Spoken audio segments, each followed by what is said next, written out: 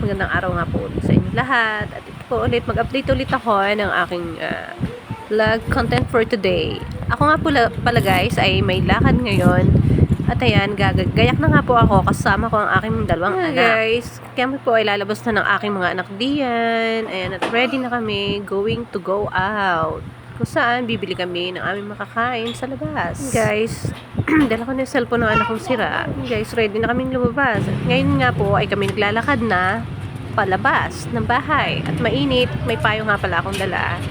At kasama ko dyan ang aking dalawang anak at nasa gilid ko lang sila.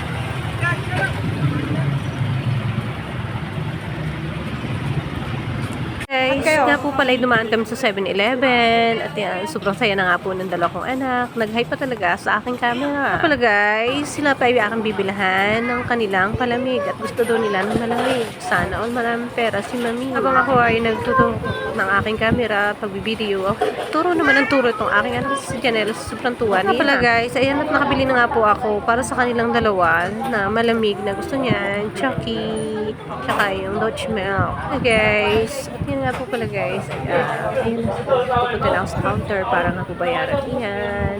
At nakatingin dyan, si Janelle, excited na talaga siya. Ako ay magbabayad. Nag-take na naman ako ng video, syempre. Para nga po, kita naman ninyo guys kung anong ginagawa ko araw-araw bilang isang solo parent sa aking mga anak. Guys, nabayaran ko na nga po sa counter. Ayan, at nainom na nga po ang aking dalawang Janakis. Okay ba yan? Masarap? Di na talaga matanong si guys dyan nga pala, napadaan kami sa bilihan ng ulan. Guys, tanghali na. Ayun talagang hindi na kaya magluto pa at ako yung ginig na sa gutom. Ay napadaan ako sa Candereria at ayan, namimili nga po ng bibili guys, pili-pili. Kayo guys, anong paborito ninyo? Ako dyan, ay nakalimot guys, bumili ng soft drinks at napabalik nga po ako sa 7-Eleven para bumili lang ng soft drinks na yan, na Coca-Cola. Guys, pagkatapos ko nga palang kunin ng Coke na iyan, syempre, babayaran na natin sa counter. Ayan nga po, tinutukan ko pa ng camera. O, diba, Coca-Cola. Nga pala guys, papalapit nga pala ako sa freezer kung saan ay yellow naman. Ang kukunin ko diyan, free to take. Yellow lang, ay, ewan ko kung 5 pesos yata. Ayan. Pero naman guys, para naman po sumarap ang ating Coke, kailangan din ng malamig. Sobrang init ba naman ang panahon? Diba, rentok naman guys.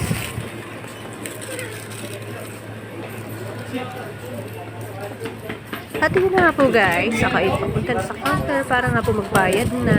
Guys, minadali ko talaga ang makauwi ng bahay. At kita nyo naman guys, pasensya na kayo, late na talaga yung upload ko. Wala guys, sobrang gutom ko, hindi ko na videohan ang start ng pagkain at pag-uwi ng bahay. Wala guys, syempre, kung ako'y nakain, natural na kain na rin po ang aking mga anak. Ayan na lang po guys, ang nakita ninyo, kain po tayong lahat. At saka pala guys, ayan, nakita nyo naman yung yellow at yung Coke, nahagip na sa camera. Sobrang init talaga. At nakuha nga po ako ng baso. Nakuha ko nga guys ng baso, syempre ating lalagyan na ng yellow muna bago yung Coca-Cola na binili natin sa 7-Eleven.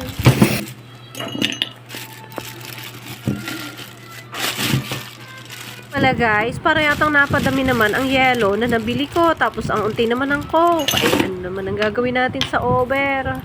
Ayan na nga po, at magsasali na tayo ng Coke sa baso.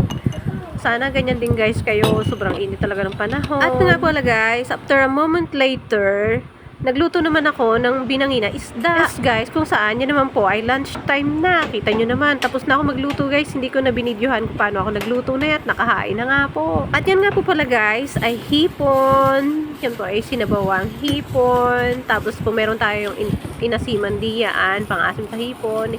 2 pirasong inihaw nga na isda guys. At kung saan may Coke na naman. At saka yellow, kita nyo guys.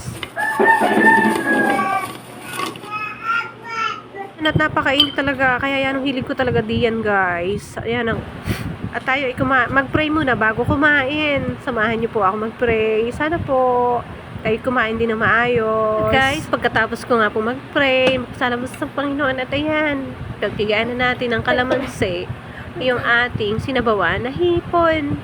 At natumba na naman ang aking camera guys. Yan nga po, kain po tayong lahat. Yan po ay lunchtime. Nga po pala yung kaninang unang pagkain na binili namin sa labas. Yun po ay agahan na parang tanghalian. Pasensya na lang kayo guys kung ang aking pagbablog ay puro pagtatakaw. I mean, puro kain ng kain. Mukbang ba. Siyempre ganyan lang naman ang tao. Ang lakas ng tao ay nasa pagkain. Kain po tayong lahat. Nga pala guys, yan po ay lunch na. Kain po tayo. At ayan, pinahanga ko nga po na naman yung kalamansi yan. First bite, kain po tayo. Wala guys, yun ay 2 pirasong inihaw lamang. Saka nga po yung ulam ay hipon. At yan ay nag-slice na nga po ako ng ng sibuyas, bawang, tsaka kamatis, tuyo, syempre kalamansi na may wala guys, pilit ko na ayos ang camera dahil puro kanin na lang ang nahagip. Ang klaseng pagbablog ito. Kain po tayo. Ayan, at sinausaw ko na sa toyo ang isda. Kain po tayong lahat. Sa inihaw, guys. Pare-parehas lang tayo. Ako po'y mahilig sa inihaw na isda. At ang tatay ko nga po ay manging isda. Ako pala, guys. Ako nga po pala ay pipilit ko syempre na makasurvive kami ng mga araw-araw. Yan nga po ang aking syempre gusto ko po naman bilang sole parent ay kami po yung makakain na maayos araw-araw. Di po ba kahit simple pagkain lang basta po makasurvive at salamat sa Panginoon. Po pala guys, ang tatay ko manging isda ay malayo. Iyon po isda na yan ay binil ko lang sa palengke. Grabe naman guys, sa pagkain ko na yan, nam na talaga ako. Kasi masarap naman talaga yung aking kinakain, ternong-terno sa kanin. At pinahanga ko pa yung coke na yan kasi mainit. So nga pala, habang ako nakain dyan, ang mga anak ko ay nasa ibaba at nakain din po sila kasi nga pumataas yung lamesa. Guys, at ako naman ngayon ay gusto ng sabaw. Ayan, sabaw na may pechay ba yan? Okay. Yan ay pinigaan na lang ng kalamansi para umasim nga po guys. Kain po tayo. Kayo guys sa aking itsura. Ganyan lang talaga ako pagka walang kaayusan. Pag nasa bahay lang ay simple lang talaga. Guys, kahit po tayo mahirap lang ang buhay, may karapatan po tayo mag-ulam ng kahit ano kung kasya naman sa budget natin. Pero hindi lang naman mayayaman ang may karapatan kumain ng mga hipon at isda na yan. Tayo mahihirap nga mismo ang halos nagungkuli ng mga kinakain ng mga yayaman na masasarap. Po guys, na aking sinabi, ang tatay ko nga po ay manging isda sa isla ng Pulilio Island. At yan guys ay galunggong lamang dahil nga po ay wala naman tayo doon. Sige lang kain ng pagkain. At ini-enjoy ko ang pagkain ng hipon. Ay yummy nga naman at medyo mataba pa ang ulo. Marami siyang taba guys. Ako pala, hindi naman ako professional mukbangers guys. Yan ay quiet lang ako at nag-voice out nga lang po ako dito para i-share ko nga lang po sa iyo ang mga the moment pang video content vlog ko na rin. Ayan, at ako'y naghihimay pa rin. Okay, guys, there's more. Mag-upload ako ng maraming video. Marami pa yung mga video na kasunod.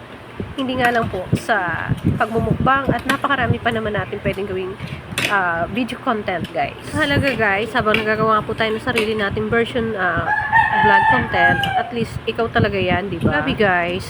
Sobrang sarap talaga ng kinakain ko dahil nga po, yung isda at saka yung hipon ay talagang sariwa. Tumayo ka na diyan at baka naman ikaw ay ma-high blood para yan natang napapadami na ang iyong kanin. Para guys, dahil nga po ako medyo marami na rin anak, medyo syempre mataba na rin po ako. Guys, ako ay kamay na nga lang po sa pagkain diyan dahil parang mahirap kumain ng nakakutsara habang naghihimay ng isda. Kamay at kutsara, mix na. Sana all. Ako pala guys, maraming salamat nga po sa pagsubaybay sa akin. Nagpapasalamat po ako sa aking followers, subscribers po. Guys, kain po tayo nga pala ng OBD yan. Kusanay. Galing sa piyastahan yan. Bigay nga lang po pala sa akin. Aba, ay nakalibre ako ng dessert. Ay nako, pagpaumanhin na po ninyo yung tumunog na cellphone na pinapanooodan ng aking anak. At sige po, patuloy lang tayo mag-dessert naman. At akala may mayaman naman na wala. Sabi nga pala guys, sobrang sarap nga pong pala ng ubi. Tapos teternohan mo pa na ang coke na yan. Aba, ay puro matamis na lang. Sana all matamis.